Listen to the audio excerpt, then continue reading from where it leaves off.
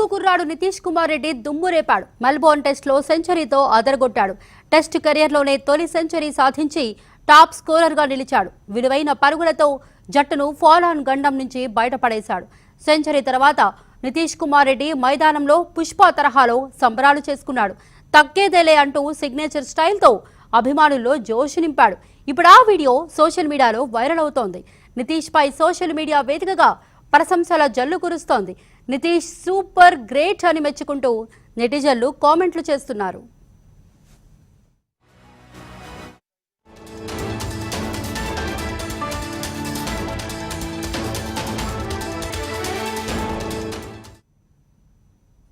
ఆస్ట్రేలియాతో జరుగుతోన్న 4వ టెస్టులో నితీష్ రెడ్డి శతక్ కొట్టాడు. టెస్ట్ కెరియర్లో 171 బంతుల్లో తొలి శతకాన్ని సాధించాడు.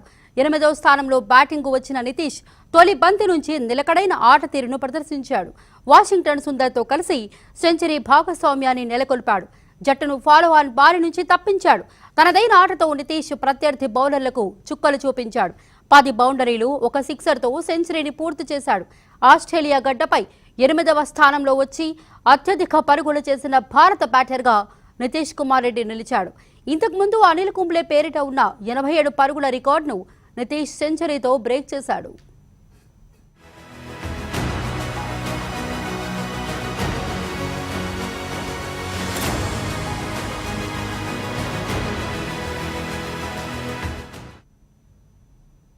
నితీష్ కుమార్ రెడ్డి సెంచరీతో అతని తండ్రి ముత్యాలరెడ్డి కన్నీటి పర్యంతమయ్యారు.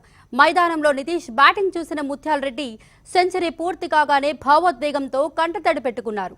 టీమిండియా ఆటగాళ్లంతా నితీష్ కుమార్ రెడ్డికి స్టాండింగ్ ఓవేషన్ ఇచ్చారు.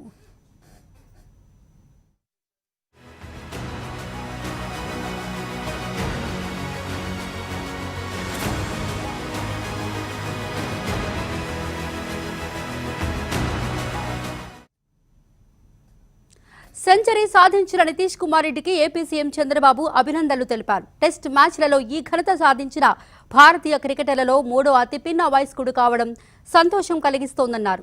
నితీష్ కుమార్ రెడ్డి ఇలాంటి విజయాలు మరిన్ని సాధించాలని, భారత క్రికెట్ జట్టులో ఉండి దేశ కీర్తి ప్రతిష్టలను ఇనుమడింపజేయాలని చంద్రబాబు ఆకాంక్షించారు.